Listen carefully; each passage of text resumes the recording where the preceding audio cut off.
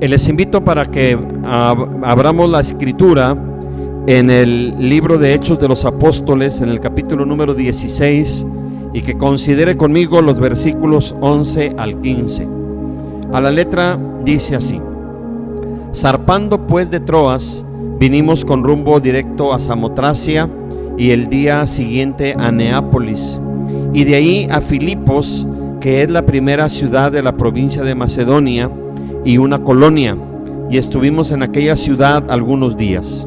Y un día de reposo salimos fuera de la puerta junto al río, donde solía hacerse la oración, y sentándonos hablamos a las mujeres que se habían reunido. Entonces una mujer llamada Lidia, vendedora de púrpura de la ciudad de Tiatira, que adoraba a Dios, estaba oyendo, y el Señor abrió el corazón de ella para que estuviese atenta a lo que Pablo decía. Y cuando fue bautizada y su familia, nos rogó diciendo: si habéis juzgado que yo sea fiel al Señor, entrad en mi casa y posad, y nos obligó a quedarnos. Estimados hermanos, amigos, este capítulo 16 marca un parteaguas en la predicación del Evangelio por el mundo. Pablo y sus compañeros han terminado el primer viaje misionero y se proponen realizar el segundo de una manera idéntica al primero, pero Dios usó una experiencia maravillosa con Pablo a través de la visión del varón macedonio para impulsarlo a viajar al continente europeo, siendo Filipos la primera ciudad evangelizada. Entonces, esto, hermanos, es algo maravilloso, porque por primera vez el evangelio es predicado fuera del continente asiático. De allí, usted sabe, de Europa llegó hasta lo último de ese continente, como es España, y después también al Reino Unido. Después la gente de ahí vino para colonizar América del Norte, y junto con la colonización nos trajeron el evangelio.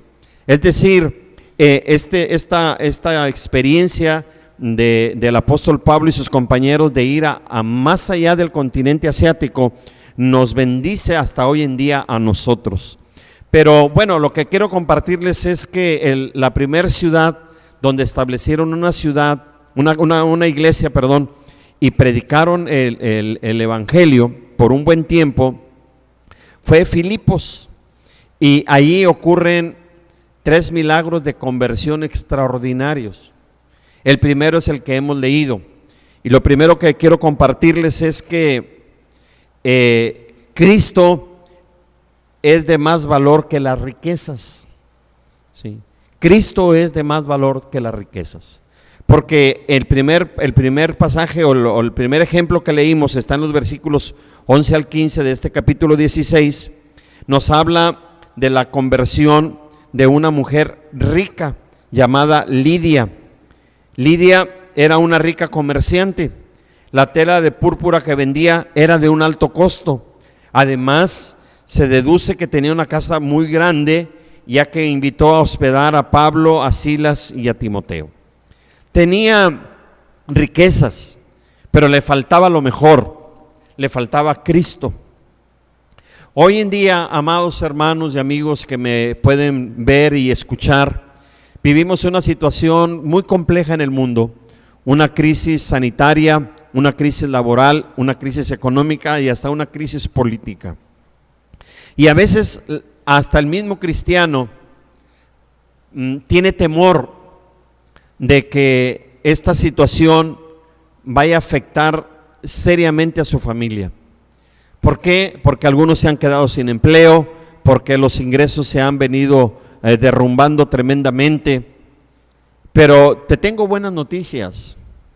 Si tenemos a Cristo, no nos falta nada. ¿De qué le servía a Lidia ser sumamente rica si le faltaba algo de más valor, que es Jesucristo? Amado hermano, amigo, ánimo en el nombre del Señor.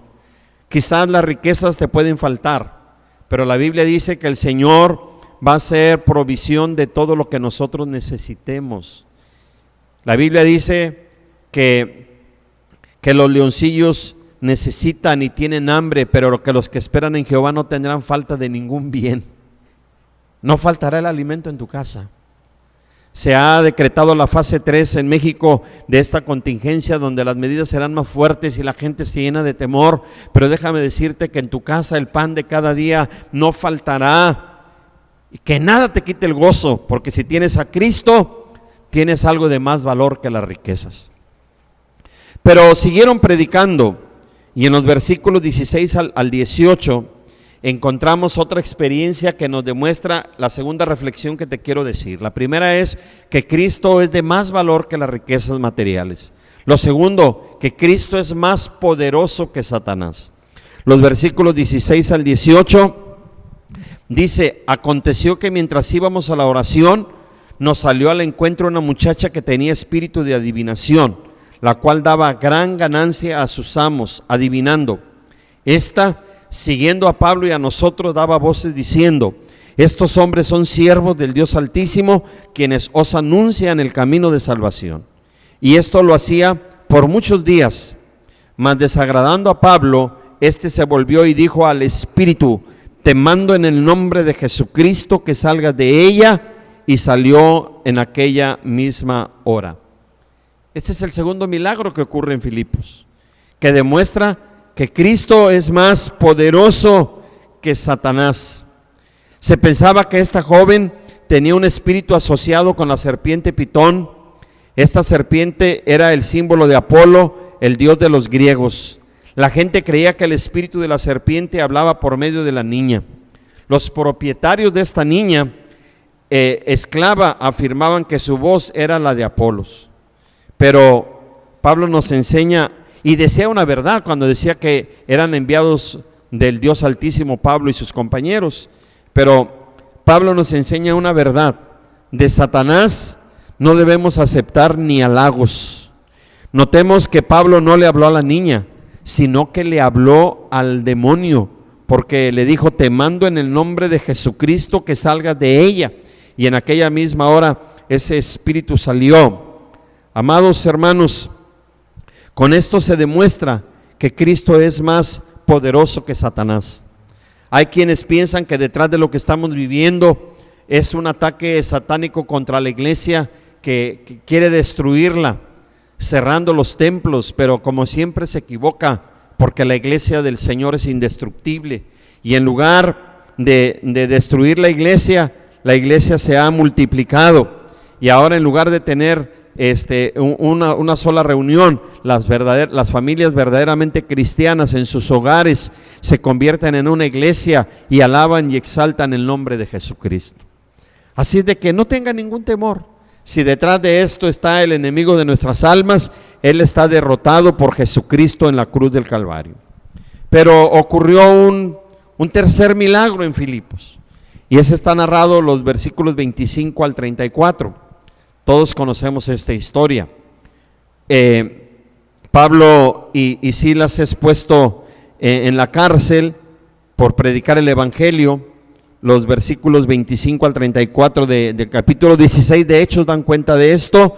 No vamos a leer toda la porción. Y usted sabe que mientras Pablo y Silas están presos, ellos cantan alabanzas y los presos los oyen. Y de repente ocurrió un terremoto tremendo que abrió las puertas de la cárcel, que soltó las cadenas, los grilletes, todo donde estaban presos y aprisionados Pablo y Silas. Y cuando pasó esto, dice que el carcelero, viendo abiertas las puertas de la cárcel, sacó la espada y se iba a matar, pensando que los presos habían huido. Mas Pablo a gran voz le dijo: no te hagas ningún mal, pues todos estamos aquí. Él entonces, pidiendo luz, se precipitó adentro y temblando se postró a los pies de Pablo y de Silas, y sacándolos les dijo esta pregunta maravillosa del versículo 30: señores, ¿qué debo hacer para ser salvo? Ellos dijeron: cree en el Señor Jesucristo y serás salvo tú y tu casa. Es decir, si tú crees y los de tu casa también creen, serán salvos. Y le compartieron la palabra del Señor a él y a todos los que estaban en su casa. Y él, tomándolos en aquella misma hora de la noche, les lavó las heridas, y enseguida se bautizó él con todos los suyos. Y llevándolos a su casa, les puso la mesa, y se regocijó con toda su casa de haber creído a Dios. Hermanos, esto nos demuestra que Cristo es vida sobre la muerte. Cristo es vida sobre la muerte. Al carcelero no era tan rico como Lidia, ni tan pobre como la joven esclava. Pero todo carcelero pagaba con su vida cuando escapaba algún reo. El hecho de que este hombre no fuera ni tan rico como Lidia, ni tan pobre como la joven poseída por el demonio, nos demuestra que el evangelio es para todos. Lo necesita el rico, lo necesita el pobre, lo necesita el de la clase media, porque lo que importa delante del Señor no es nuestra condición económica, sino lo que importa es nuestra alma y nuestro espíritu, que son eternos. Hermanos, y para el carcelero no había esperanza, le esperaba la muerte, pero Cristo es vida sobre la muerte. Le llegó en lugar de morir aquella madrugada, aquella noche, según el pensamiento del carcelero, en lugar de morir, le llegó la vida cuando le presentaron el mensaje poderoso de Jesucristo. Mis amados hermanos, hay gente que piensa que va a morir, y es cierto que vamos a morir si Cristo no viene, pero en el tiempo que Dios quiera. Hay gente que no duerme en las noches pensando en lo que está pasando alrededor del mundo y anda con temor, creyendo que cualquiera lo puede contagiar de este virus tremendo, y hay temor. Pero hermanos, muchos están pensando en morir, pero tú y yo tenemos que pensar en que Dios nos dará la vida para seguir predicando el evangelio de poder, que Dios nos preservará la vida para servirle como es nuestro anhelo, para volver a congregarnos en la iglesia y adorar juntos al Señor como lo anhelamos. Yo creo que todos los pastores, cuando van a sus templos en estos días, no pueden dejar de derramar lágrimas al ver aquel lugar vacío, y anhelamos el momento en que las autoridades nos digan: ya pueden reunirse nuevamente para hacer fiesta a nuestro Dios. Prepárate para una gran fiesta. Dios te va a dar vida. Sí, cuídate, toma todas las medidas necesarias. Nunca está de más una previsión, pero confiemos que Cristo es vida sobre la misma muerte. Hermanos, que el Señor nos ayude para seguir compartiendo el evangelio de poder. Recuerda, Cristo es de más valor que las riquezas. Ya no sufras, ya no pienses: soy pobre, no tengo dinero. Tenemos algo de más valor que se llama Cristo Jesús.